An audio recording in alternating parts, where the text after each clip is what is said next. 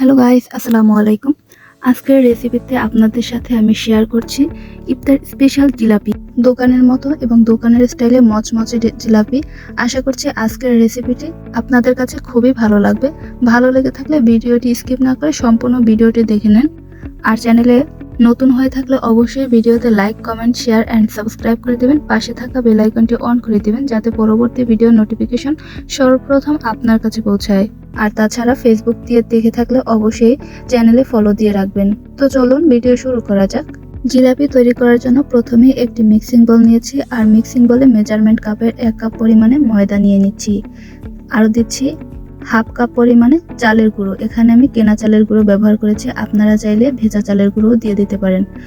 অল্প একটু পরিমাণে দিয়ে দিচ্ছি বেকিং সোডা এবং সামান্য পরিমাণে লবণ। আরও দিয়ে দিচ্ছি 1 চামচ পরিমাণে ঘি দিয়ে এই ময়দাগুলোর সাথে ভালোভাবে ঘষে ঘষে মিশিয়ে নিচ্ছি। তাছাড়া জিলাপি তৈরি করার সময় অবশ্যই খেয়াল রাখবেন যেন এখানে বেকিং সোডাই ব্যবহার করা হয়, বেকিং পাউডার না। বেকিং সোডা এবং বেকিং পাউডার কিন্তু আলাদা আলাদা, তো সেদিকে খেয়াল রাখতে হবে। এখন পানি দিয়ে বাটাটাকে রেডি করতে হবে।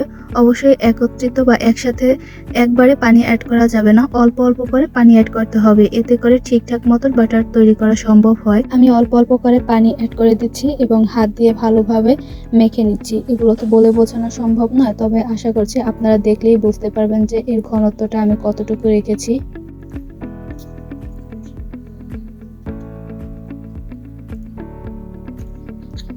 এর ঘনত্বটা দেখিয়ে দিয়েছি। এবার একটি পানির বোতল নিয়েছি, আর পানির বোতলের ভিতরে এই বাটারটা দিয়ে দিচ্ছি। দেখতে পাচ্ছেন যে বোতলটা কিভাবে ভরে নিয়েছে। আপনারা চাইলে পাইপিং ব্যাগ দিয়েও এই রেসিপিটি তৈরি করতে পারেন। আর বোতলের যে কার্ভ থাকে সেই কার্ভটাকে আমি কতটুকু মোটা করে ফুটো করে নিয়েছি। এবার জিলাপি তৈরি করার জন্য চিনি শিরা তৈরি করতে হবে, তাই মেজারমেন্ট কাপের 1 কাপ পরিমাণে পানি অ্যাড করে দিয়েছি। আর দিয়ে দিচ্ছি মেজারমেন্ট কাপের 1 কাপ পরিমাণে চিনি এবং তাতে 1 চামচ পরিমাণে ফুড কালার ব্যবহার করেছি। এতে করে চিনি শিরাটা একটু লাল লাল কালার হবে এবং জিলাপিগুলো একদম কালারফুল হবে। আপনারা চাইলে যদি বাসায় কালার না থাকে শুধুমাত্র চিনি শিরা দিয়েও এই রেসিপিটি বা এই জিলাপি তৈরি করতে পারবেন। রমজান মাসে ইফতারের সময় যদি জিলাপি থাকে তাহলে আর কি যে বলুন। জিলাপি কম বেশি আশা করছি সবাই পছন্দ করেন, তো কেনার থেকে রেহাই পাবেন যদি বাসায় এই প্রসেসিংয়ে তৈরি করেন। খুবই ঝামেলামুক্ত একটি রেসিপি, অল্প উপকরণ দিয়ে তৈরি করা সম্ভব, একদম দোকান স্টাইলে। কিছুক্ষণ পর্যন্ত এভাবে জাল করে নিচ্ছি, আর দেখতে পাচ্ছেন পানির মধ্যে কিভাবে ব্লক উঠেছে। আমি এই পানির ব্লকটাকে 4 থেকে 5 মিনিট সময় ধরে জাল করে নিচ্ছি।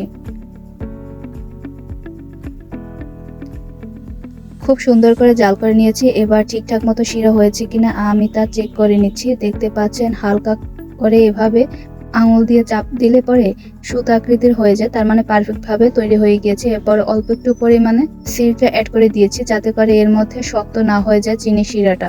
একটি ঢাকনা দিয়ে আলাদা করে রেখে দিচ্ছি। এরপরে চুলায় একটি ননস্টিকের কড়াই বসিয়ে দিয়েছি, তাতে পর্যাপ্ত পরিমাণে তেল গরম করতে রেখেছি। তেল যখন হালকা গরম হয়ে গিয়েছে তখন বোতল দিয়ে গোল গোল করে এভাবে জিলাপি তৈরি করে নিচ্ছি। জিলাপিগুলো দিয়ে এভাবে উল্টে পাল্টে কিছুক্ষণ সময় নিয়ে ভেজে নিচ্ছি। আর অবশ্যই চুলার হিট মিডিয়ামে রেখে ভেজে নিতে হবে যাতে করে তেল খুব বেশি গরম না হয়ে যায়, খুব বেশি ঠান্ডাও না থাকে। এতে করে জিলাপিগুলো ফুলকো ফুলকো হবে। আর দেখতে পাচ্ছেন কিছুক্ষণ সময় ভেজে নেওয়ার পরে কি সুন্দর গোল্ডেন ব্রাউন কালার হয়ে গিয়েছে। এবার এগুলোকে তেল ছেড়ে আমি উঠিয়ে নিচ্ছি। আর আগে থেকে তৈরি করা যে শিরা, সেই শিরার মধ্যে ভিজিয়ে রেখে দিচ্ছি।